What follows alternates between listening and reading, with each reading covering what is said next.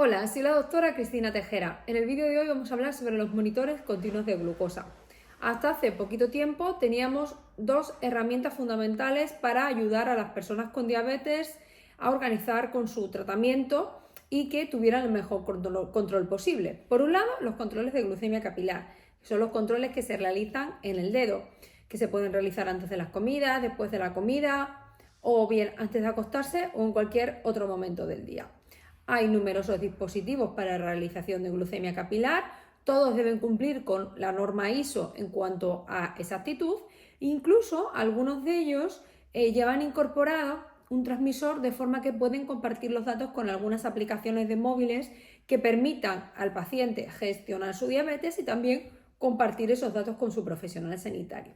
Y por otra parte, la determinación de la hemoglobina glicosilada. La hemoglobina glicosilada es la fracción de la hemoglobina, la proteína que transporta en sangre el oxígeno, que lleva unida moléculas de glucosa y nos da un reflejo de la situación media de la glucemia de los últimos 3 meses. La hemoglobina glicosilada no deja de ser una media y se puede arrastrar por valores extremos. Si una persona está en 400 y en 40, su media va a ser bastante buena, pero a costa de tener mucha variabilidad glucémica. Y esa variabilidad no la refleja la hemoglobina glicosilada. Además, hay circunstancias que pueden afectar a la determinación de la hemoglobina glicosilada, como por ejemplo la presencia de anemia, la presencia de interacción de productos acumulados porque exista una insuficiencia renal, o también, por ejemplo, hay personas que tienen un ritmo diferente en cuanto a la glicosilación, en cuanto a la unión de la molécula de glucosa a esa hemoglobina. Y hay glicosiladores lentos y hay glicosiladores rápidas.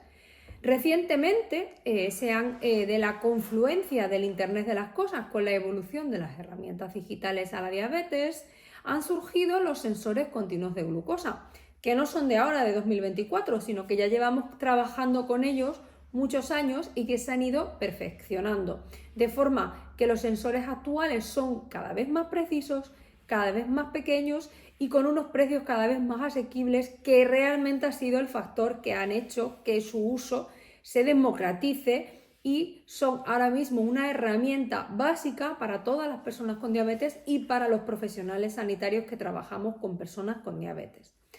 Existen diferentes casas comerciales de monitores continuos de glucosa, pero básicamente los sensores comparten algunos elementos comunes. Por un lado, tienen 3 piezas. Una es un sensor, propiamente dicho, que es ese pelito fino que se introduce en el tejido celular subcutáneo, que va a medir la glucosa intersticial, es decir, la glucosa que está alrededor de las células. Y aquí este matiz es muy importante, porque la glucosa intersticial en situaciones de equilibrio, cuando estamos estables, es un fiel reflejo de la glucosa que tenemos en las venas y en los capilares y en las arterias. Pero en situaciones de desequilibrio puede variar bastante. Por eso la medición de la glucosa intersticial no elimina la medición de la glucemia capilar, sino que la complementa. Por eso es importante que en situaciones en las que hay un desequilibrio de la glucosa, como por ejemplo que haya síntomas de hipoglucemia y no nos concuerden los valores del sensor, o que vengamos de hacer una actividad física muy potente y que es una situación de cambio, o personas que tienen tratamiento con hemodiálisis, comprueben esos valores con los valores de glucemia capilar para chequear que efectivamente van parejos o no, para evitar así errores en la toma de decisiones. Por otra parte, el sensor debe llevar un transmisor. Hay determinadas casas comerciales que sensor y transmisor van juntos en una misma única pieza, pero hay otras casas comerciales que no, que ese transmisor hay que recambiarlo cada cierto tiempo o bien es recargable. Y en tercer lugar, necesitan un receptor donde se reciben esos datos, que o bien puede ser la aplicación móvil concreta en cada caso, o bien puede ser un receptor específico que tiene el tamaño similar, me da mucho a un glucómetro. De hecho, hay algunos de estos receptores que a su vez son glucómetros. También pueden enviar esos datos a relojes inteligentes o también pueden enviar esos datos a bolígrafos inteligentes de insulina, incluso a dispositivos automáticos de liberación de insulina. Es muy importante que cuando usemos un sensor sigamos las especificaciones del fabricante, porque eso nos va a permitir disminuir el número de errores y sacar el máximo potencial al sensor. Hay determinados tipos de sensores que solamente se deben insertar en el brazo, hay otros tipos de sensores que se pueden insertar en brazo o bien en abdomen, y seguir estas recomendaciones es importante porque es donde se han testado. También cuando los sensores se colocan, que habitualmente lo hace la persona con diabetes, no requiere mayor complicación, salvo determinados tipos de sensores que llevan la parte del sensor a nivel subcutáneo, pero que son sensores implantables. Tiene que pasar un tiempo de calentamiento, que puede ser más o menos, y en ese tiempo sí puede ser que sea necesario complementar con la glucemia capilar o en casos que tengamos dudas. Asimismo, es importante respetar la duración de uso de los días del sensor, que pueden variar entre 7 y 14 días. También es importante ver que en algunos casos hay que calibrar con la glucemia capilar, aunque cada vez los sensores más modernos eliminan esta necesidad, ya que vienen calibrados de fábrica. El sensor mide la glucosa las 24 horas del día, tanto durante el día como en la noche, en cualquier tipo de actividad, salvo que haya interrupciones parciales del mismo, con lo cual nos va a permitir ver la evolución de la glucemia a lo largo de las 24 horas del día. Y estos valores son muy útiles porque, por un lado, los sensores llevan incorporadas alarmas, las más básicas de hipoglucemia y de hiperglucemia, pero también se pueden incorporar otros tipos de alarmas, como alarmas de tipo predictivo de hipoglucemia, que es especialmente útil, o alarmas de, oye, te has alejado del receptor, hay que estar a una distancia para que no se pierdan los datos. Y además nos va a permitir un análisis de los datos, por un lado a la persona con diabetes, pero también a los profesionales que trabajamos con estas personas, de forma que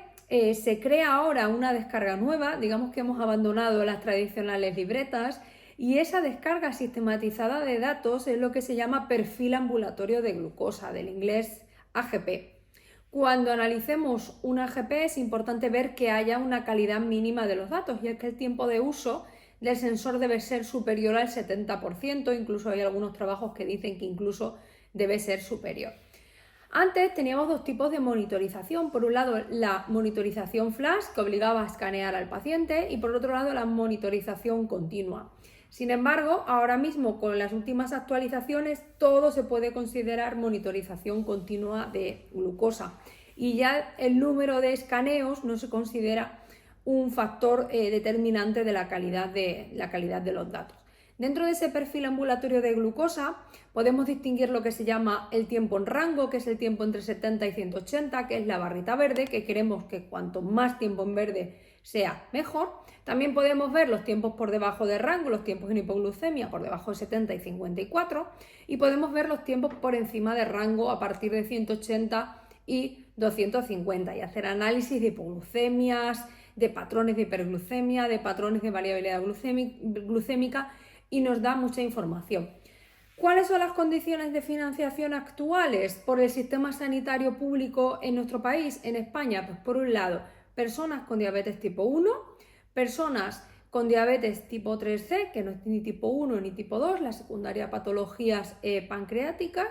y por otro lado, las personas con diabetes tipo 2 que estén a tratamiento, por un lado, con insulina basal, con insulina lenta, más